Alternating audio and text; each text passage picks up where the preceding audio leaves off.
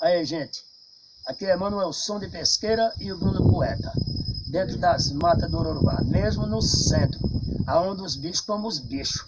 A gente estamos fazendo um teste para ver como é passar uma noite dentro das matas. Eu vou dizer uma poesia da minha autoria e Bruno Poeta vai soltar uma poesia aí para vocês também. Doutor, eu sou um matuto que não aprendi a ler. Eu cresci limpando o mato debaixo do Moçambê. Na aldeia Pedra d'Água, comigo eu guardo essa mágoa que jamais vou esquecer. O tempo me viu crescer, me viu sorrir, me viu chorar, mas um velhinho me disse: rapaz, deixe de tolice, que para ser poeta não é preciso estudar.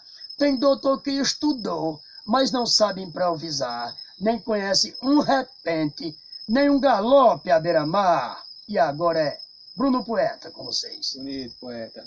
E aí, pessoal, estamos passando uma noite aqui diferente, aqui em meio à mata, né, na Serra do Ururubá, aqui juntamente com o Manuel do Som, meu tio. E eu vou mandar também um verso aqui da minha autoria, mandar alguns versos.